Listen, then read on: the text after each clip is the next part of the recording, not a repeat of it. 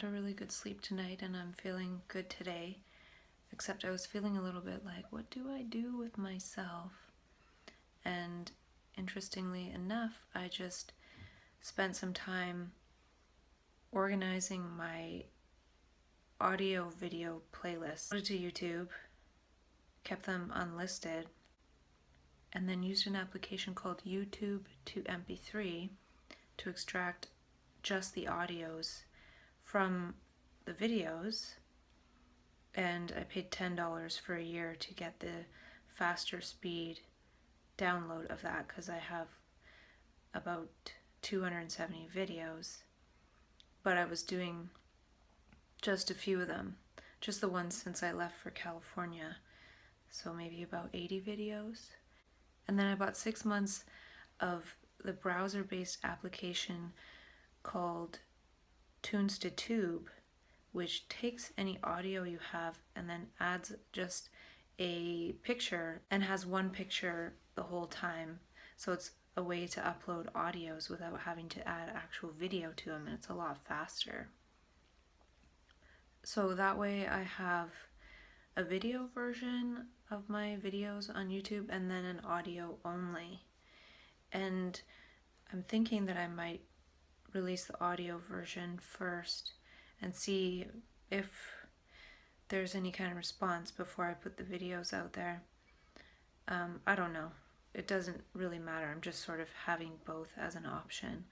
And then I have the audios in different playlists month by month. So I organized those and made sure that there were no missing videos, and there were a couple. So I had to extract those audios and make them into Tunes to Tube videos.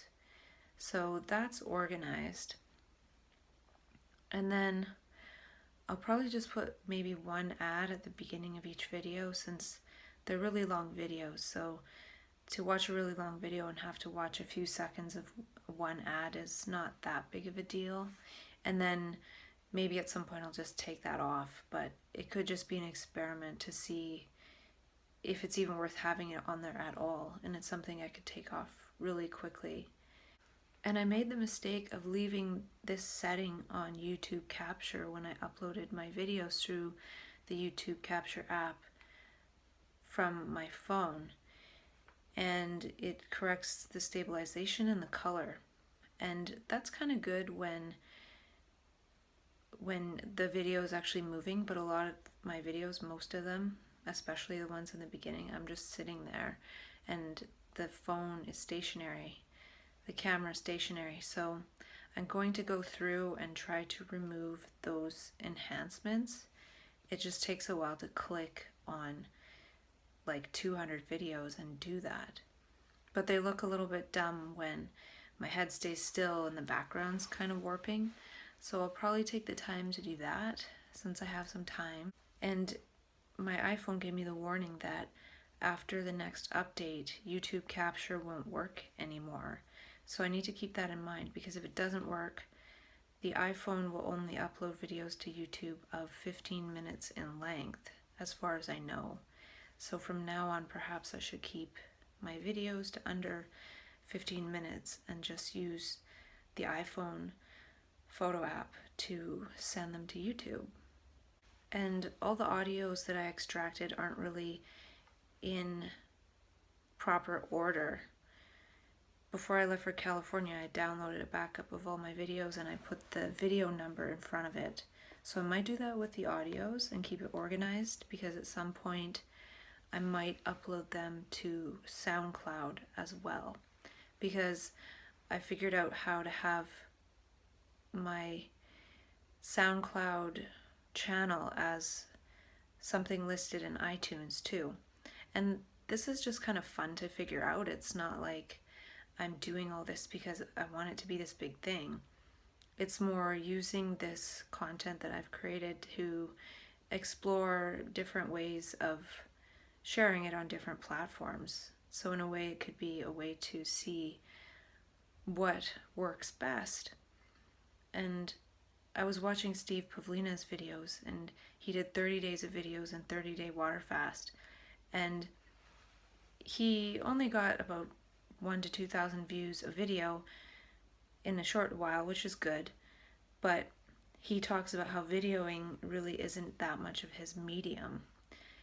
Blogging really is, and maybe video will be more so over time for him, but I've found that video is something that I've been able to keep up, and it's been in alignment with my brain. So just being able to create the content, which isn't even content, it's just a conversation with myself, and then find ways to share that conversation and put it out there in a bunch of different ways. A lot of the purpose of doing videos too is to make it accessible. I know from back in the day when I was just indoctrinated into the mental health paradigm, I could barely see straight when I was on all those medications. And even when I started to be able to see straight after a while, because I adapted to the meds, I didn't feel like reading or learning in that way. So I think this might help to share something with people like me who are in the earlier stages when they haven't really started to question as much or want to question or have the little semblance of clarity to be able to even question, even if behind all the fog there's some sense of wanting to question things or think about things differently. Sometimes it's just hard, especially with society pressures and family pressures and all the changes that happen in life after being diagnosed and having everything change and all one's worldviews flush down the toilet and being given this new unhopeful worldview of life. So that's kind of the point, because I've read some amazing books, but it took me 3.5 years to get to the point where I could even start reading books. And it would be nice if some of the information was a little bit more accessible. So audio and video, really easy to watch on a phone or in an app or so many different things, and a lot easier than reading for some people. At least that was my experience. And maybe when I go home, it would be cool to talk about some of the cool stuff that other people talk about and get it in video format as well, because it's just easier to follow, I think. And partly maybe we would even start responding to each other via videos, and everyone who wants to make videos of themselves talking on about stuff, because with bipolar we have a lot to say, but there's not enough people to listen or who want to listen, or if there are people who want to listen, they might be somewhere on the other side of the world. So this is a way to do that. So that's why I want to explore different ways of sharing, and also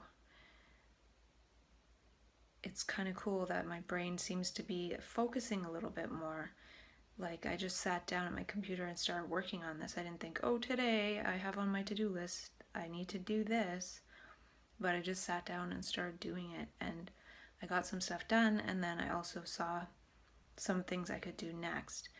So all the audios I extracted from the YouTube videos from when I got to California in mid-February until now, I need to use Tunes to Tube to put those in YouTube, and then create playlists, and from there also work on the videos and getting those enhancements out.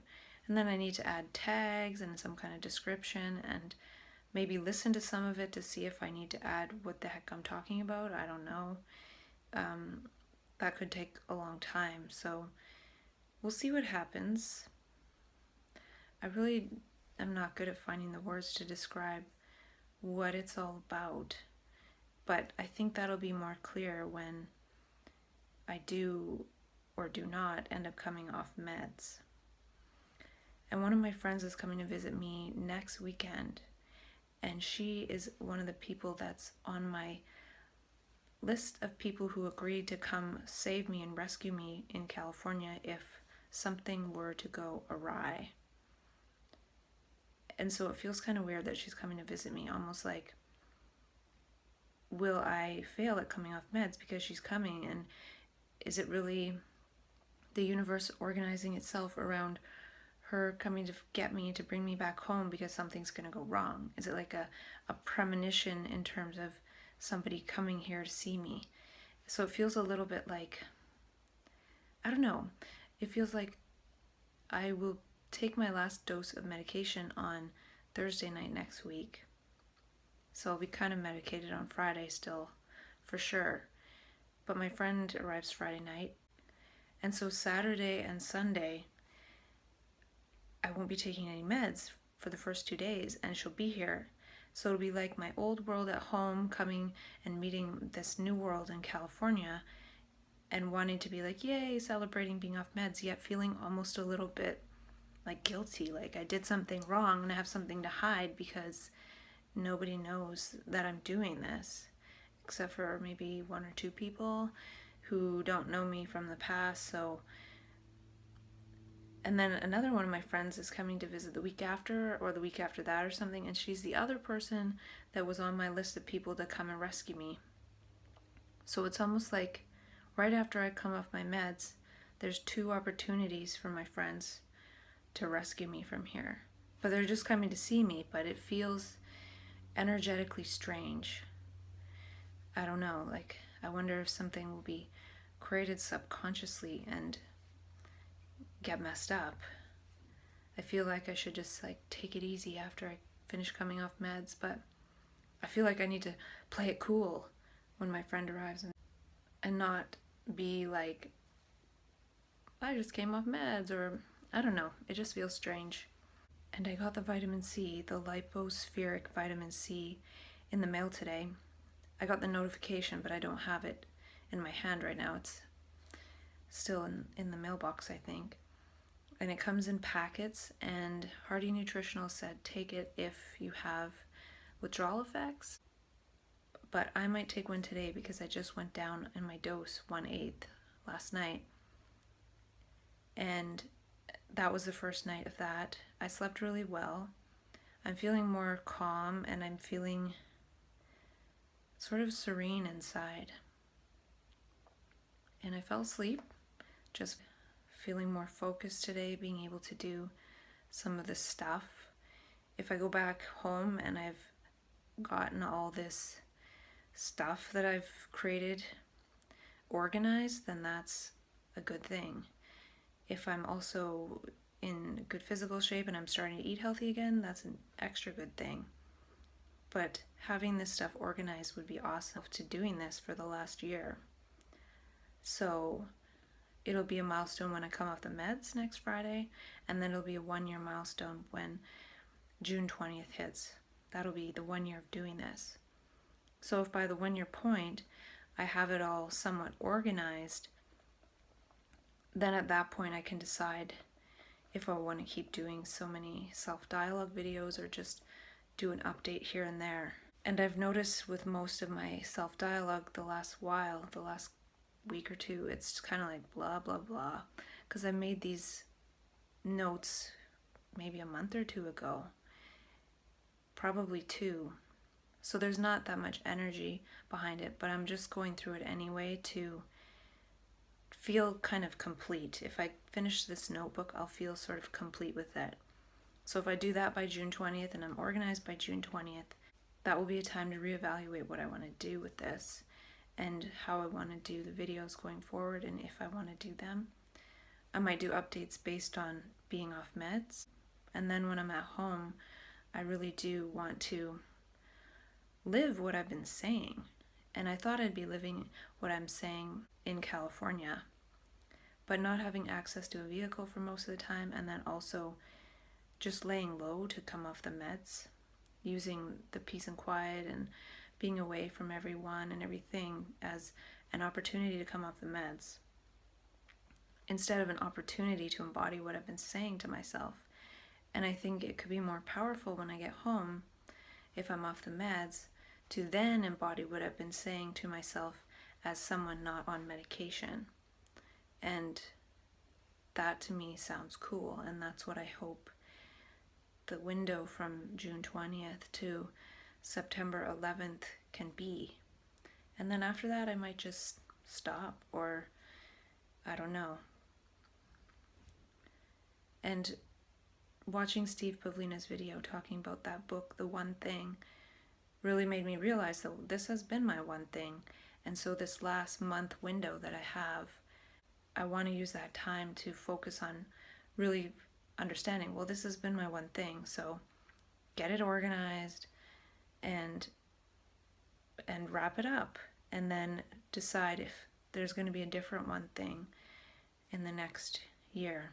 And how things go with this medication withdrawal will definitely play a big part of that.